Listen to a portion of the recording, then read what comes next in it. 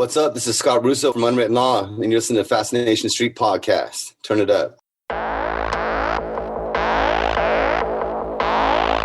I believe that everybody has a story, and I'm fascinated to hear them. So come with me as we take a walk down Fascination Street. Welcome back, Streetwalkers. This is a return guest with Scott Russo from Unwritten Law. Unwritten Law has a new album that just dropped on July 29th everywhere. It's called The Hum, and it's on Cleopatra Records. It has 15 new tracks. The digital version has 3 bonus tracks of newly recorded studio versions of their 3 biggest hits. In this episode, we only really focus on this new album, The Hum.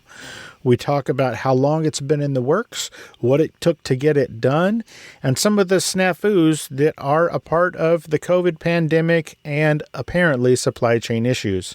He does let me play one of the new songs off the record, and we get to hear a bit more about his other project, El Funeral.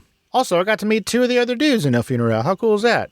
This is a lot of fun. It's a short one because Scott was gracious enough to throw some time at me, and so I didn't want to take up too much of it. Scott, you're super rad. I appreciate you. And this is my second conversation with Scott Russo from the band Unwritten Law. Yeah, talk to me, yeah.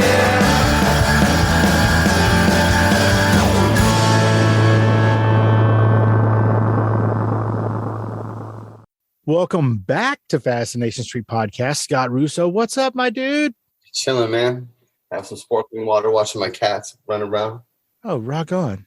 So, last time you were on, we talked all about how you got into music. We talked all about Unwritten Law, Kalen, everything. This time, we're going to talk about some new shit. Because on July 29th, you guys put out a new album. Unwritten Law has a new album. It's the first album of new music in over a decade, right? That's been a while. 10 years? Might have been 10 years. Shit. Yeah, I think it's like 11 or something. Swan was the last one, I think. Swan was the last full-length studio record. I'm not sure when it came out. I thought it was like 7 or 8 years, but 2011, according to the internet. So dang, it's been okay, yeah. 11 So it has years. been a decade. Shit. Isn't that crazy? Okay, so why now? I don't know. Music needs it. I don't know. We needed it. Something to do. Fans wanted it. I don't know. Why do people make art? I don't know. Okay, isn't this is the album that you guys had planned on releasing and then COVID happened? Is this the same album? Yeah, well, so we started recording it before COVID happened. Yeah. COVID happened. We obviously halted everything until they figured out what was what, who's who, and all that. Inevitably, 2 of us were allowed in the studio at a time. And so basically it was just Chris Lewis and I and the producer engineer, Joe Marlette, who went in the studio and just fucking banged out the record. And here we are. It's finally seeing light of day. 4.5 years in the making, 1 global pandemic. And yeah, that's all it takes, man. 4.5 years in the making. Holy shit. Yeah. So once again, guys, the new album is called The Hum. It came out on July 29th everywhere on Cleopatra Records. It's available on CD, vinyl, and digital. And this is a cool little thing. If you order the vinyl, you get to choose which color vinyl you want, either purple or white. That's fucking crazy. Why did you go with purple and white? Well, that's an interesting story. You know what? I would have gone with classic black, but the record label chose the colors without asking us. Oh, really? Yeah, they chose the colors and they did the damn thing. And I'm assuming because of pandemic, and I'm also assuming because in order to get this record pressed, it took, like, we were on a waiting list with a billion other bands across the planet because there's only, I guess, 2 pressing plants in Northern America. Jesus. And so we were on a waiting list. Like, we had to turn in all the art, all the music, obviously time coded and all that. Everything, like most records, you can get pressed and you can kind of do the artwork later, or you used to be able to do that. And during the pandemic, shit got fucking heavy. People, I guess, were making music. And also, I guess 2 out of the 4 plants closed down in North America. But there wasn't like in the old days we could choose kind of shit. I guess the record label had a window they could get the shit in, and they did it. Purple and white's what you get. Hopefully we get to classic black, and then that's where we at. So you're hoping that eventually at some point there'll be a black pressing? Yeah. I mean, I can only imagine it'd be cheaper, no? I'm guessing the way I understand record business is it's a business. So there was probably a stockpile of purple laying around somewhere and white laying around somewhere, and everybody was wanting black. And they were like, well, I can give you this purple for a little cheaper. You know what's really funny, and I'll be the first to talk about it with you, is my friend Phil Jameson from a very popular band from Australia called Grinspoon has a solo record coming out. Ironically, this motherfucker, without talking, is like one of my best friends. He actually co-wrote Beggars with me, the single that just dropped. This motherfucker released a solo record, comes out July 29th, along with The Hum, and his records also come out in only purple and white, and we have not discussed it or talked about it, and obviously he was probably up against the same thing we were, whereas there's no pressing plants and colors. I don't know why, but for some reason, both of our records come out the same day, and then both of them have the exact same two colors to choose from, purple and white, and we're just like, what the fuck? And just so it's noted somewhere, we did not plan this shit, and it's not a pissing contest. Like, that's just how it went. So it's weird, man. That's hilarious. Is he with Cleopatra Records? No, he's an Australian artist. So it's just random. That's so weird. Super weird, super random. Two hemispheres, two colors of record, both the same colors. Trippy shit, I say. That is some trippy shit. I agree. So since it's been a while, and now you've been in the writing music business for quite some time, how do you think Unwritten Law's writing, and particularly your writing, has changed in the decade plus since your last album? And how has it changed overall since you first started? I mean, I think since I first started, is I couldn't really write a song. And now I can probably write to a certain degree. You know, how's it changed? I think that any artist, I'd like to think of myself as an artist, grows with time and with experiences, not experience, but experiences, life experiences, and also like, you know, things that you're, you know, either consciously or subconsciously influenced by. So all those things combined, 10 years older, 10 years hopefully wiser, you know, that shows on record. I wouldn't know. I don't get out much. I don't listen to a lot of new music, so I don't know. I try to create something that I think my kids won't be embarrassed of, straight up. So that's really what's up. Last time I talked to you, you were listening to like some shit out of Brazil and some shit out of some other different places to kind of inspire you. Are you still exploring different music from different lands?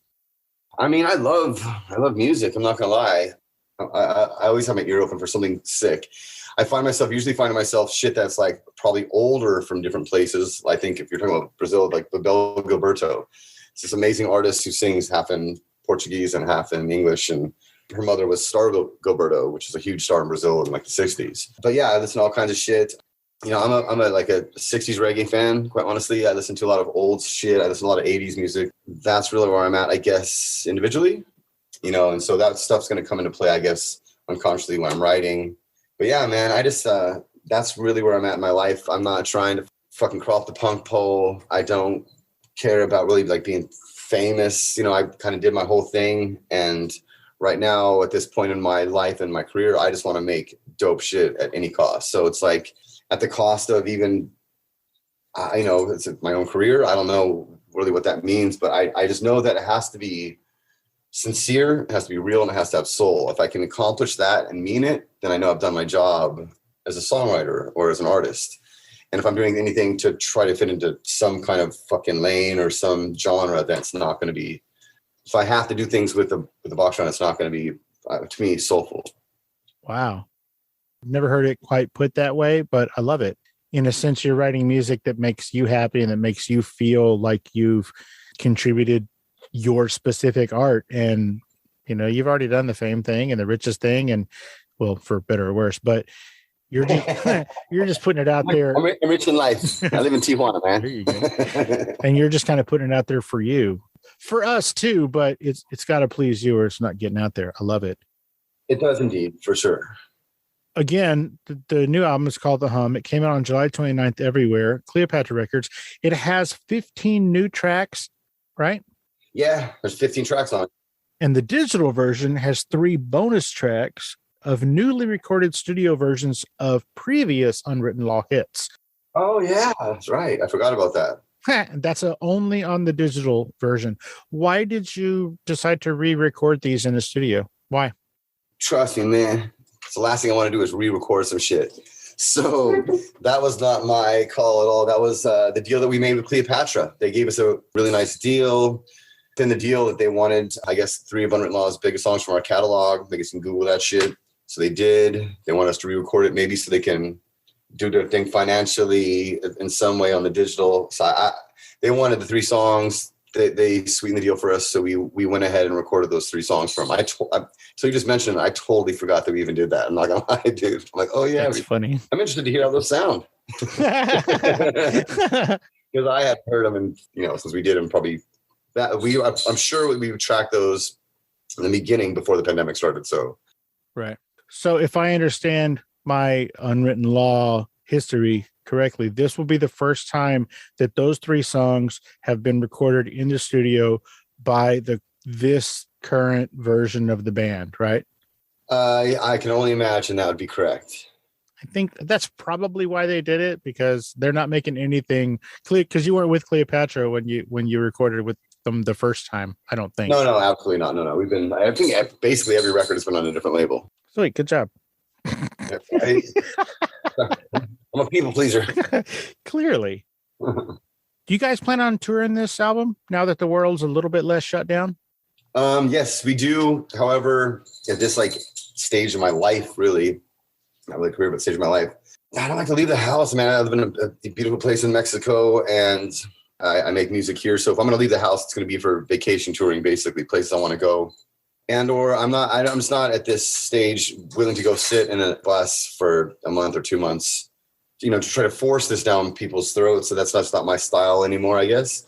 And so what I'd like to do is release this, play one-offs, do a festival here and there, and really let this thing come out, let the hum come out and marinate with people before we go. Unwritten Law has historically kind of done things backwards. We make a record, and then before the record would come out, would go tour it to go awaken the audience, quote unquote, and then when the record would drop, we wouldn't follow up with it.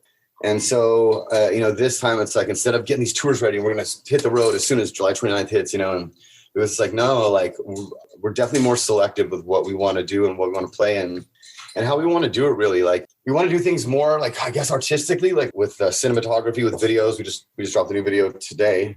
And with the still art, with that kind of stuff. And again, let the music kind of speak for itself. Have a demand or to a certain degree or reason to go out there instead of just fucking beating it in. You know what I'm saying? So that's really where I'm at. I can only imagine I speak for all of us. And yeah, in order to leave the house, it's got to be awesome. And I'm not just going to go out on the road because I've done that for 30 years. Speaking as a father who has kids who are 29 and 30, and I know that your youngest just graduated college. Congrats, by the way. Yeah. A couple months ago. Thank you very much. And based on that, plus the fact that, you don't really feel like cramming your ass into a bus and driving across the country, do you feel old yet?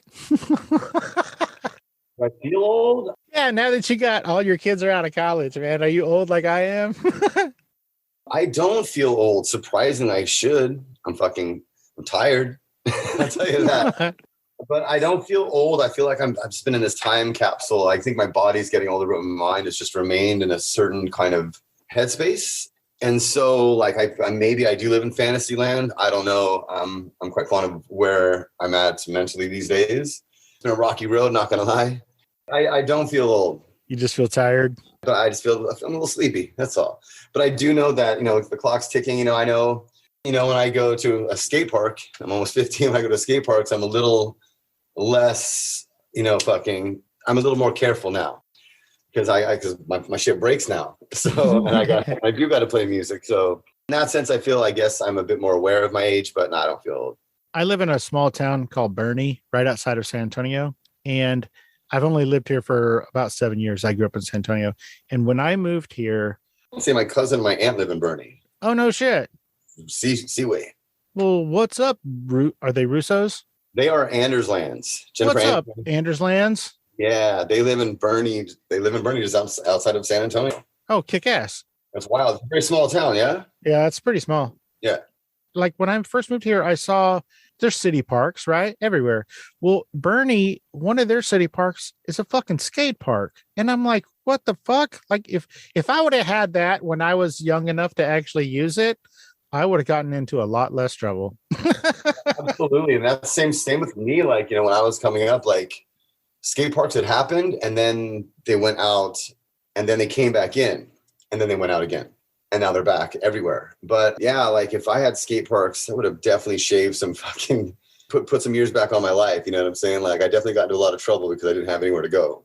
I am right there with you. And you grew up in California where the rest of the world assumes skate parks have been there always and forever. And growing up in San Antonio, I didn't see my first skate park until I was old.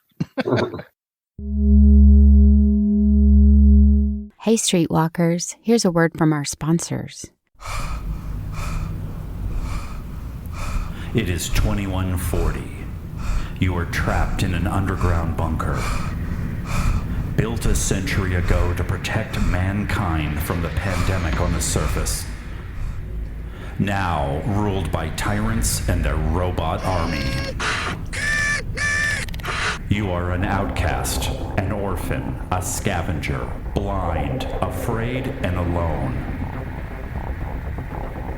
You are Ace, a survivor, and you will try to escape this place. This place known as Subterra.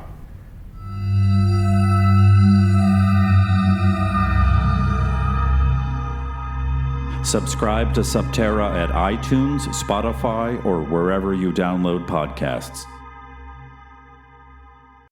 Let's get back into it. I know that you guys are releasing certain singles. I think Beggars is the one that just came out, right? Beggars just came out. Can I play a single off the new album? Absolutely. You want to pick it? I want to pick a single off the new record. Yeah, just, well, you know what? Like, I'm a firm believer, at least in a whole piece of art, to make sure the whole shit dope. Like, I don't want you to skip songs. So why don't we pick the first song? Discordia. Okay. Do you want to introduce it? Like you're a radio DJ? Yeah. Like, where am I talking to? San Antonio? Who am I talking to? The global? You're talking to everybody. You just say, hey, what's up, Streetwalkers? That's my people. Word. All right. What up, Streetwalkers? This is Discordia by Unwritten Law.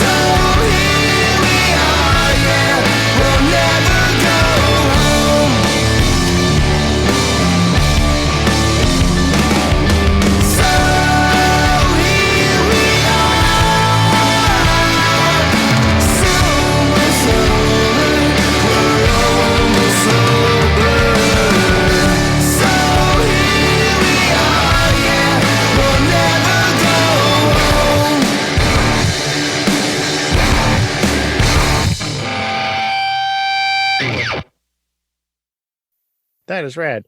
How is your other project, El Funeral, coming along? El Funeral is happening. We actually just had practice yesterday. There's two of the dudes. Come say what up. Come here, boys. Come here. Kadeem, come here. They're asking about the funeral. So I have two dudes here. One of the guys was from a band called Los Kung Fu Monkeys. This is how we met, how I got here. And this is Tedek. And it's my boy over here, Kadeem, plays stand-up bass for us. What's up, guys? Yeah, this is part of the funeral. It's going. So we played our first show when? Like 2 months ago. No, it wasn't 2 months, was it? Like 2 months. Shit, it was 2 months ago. A month and a half ago, we played our first show here in Tijuana at a venue called Black Box. It seemed to me like it was received. I don't speak very much Spanish, so I don't know. But Wait a minute, you've been living there for years now. How do you not speak Spanish?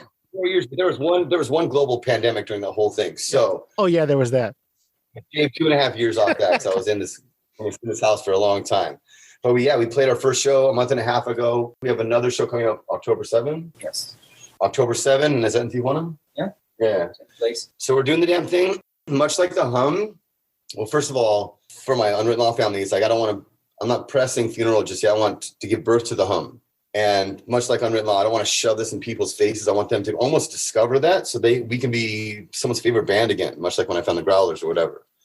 You know, it's like, so it's their band. And so with Funeral too, it's like, I want to create the art and almost put it out and let it marinate with people and gain its own snowball, let its own thing happen. And when the time is right, I feel like for both projects, there'll be a time to give it a heavy push and that'll be known. But honestly, I fucking love Unwritten Law. It's been my whole entire life.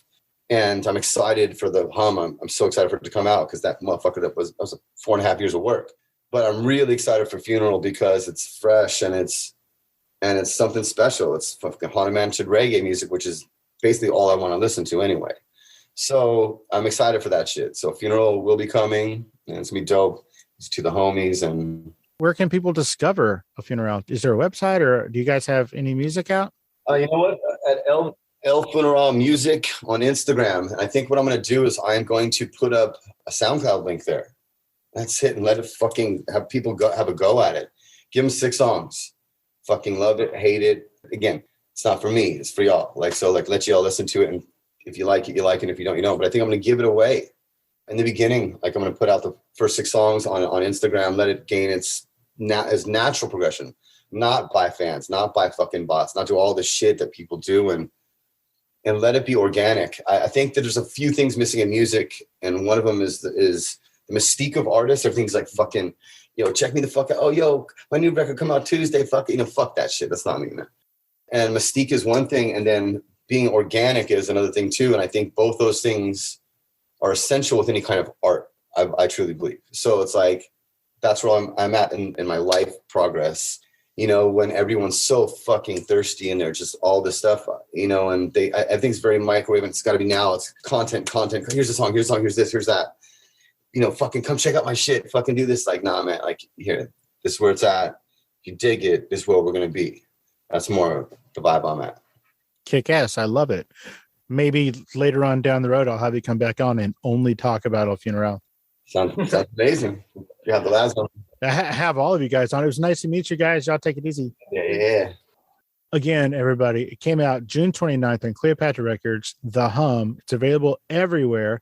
And don't forget, the digital version has 3 bonus tracks, newly recorded studio versions of 3 of their biggest songs, maybe even the 3 biggest songs. Get the digital version and the vinyl version. That way you can pick a purple or a white vinyl. That's insane. That's right. I never even seen a purple vinyl before. Get a white one from me, get a purple one from Phil Jameson. Oh, there you go. That's a great idea. Scott, before I let you go, can you tell everybody where they can find you, I guess, and Unwritten Law and El Funeral on social media? Yeah. Google Magic. Google Magic, Scott Russo, Unwritten Law, El Funeral. But definitely, it goes without saying, go to Instagram and Facebook. That's where we all at. Unwritten Law, Scott Russo. And El Funeral doesn't have a Facebook yet, but it has an Instagram. That's where we're going to be, man. Enjoy the home. Thank you for having me.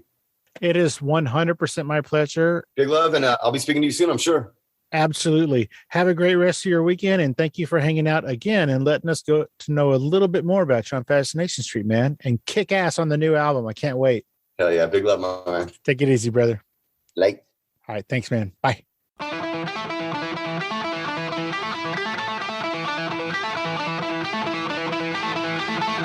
Opening music is the song Magnolia from the 2001 album Intransigence, used with permission from Douglas Miles Clark. Closing music is from the song Say My Name off the 2021 album Underdog Anthems, used with permission from Jack's Hollow. If you like the show, tell a friend. Subscribe and rate and review the show on iTunes and wherever else you download podcasts. Don't forget to subscribe to my YouTube channel. All the episodes are available there as well. Check me out on Vero at Fascination Street Pod and TikTok at Fascination Street Pod. And again, thanks for listening.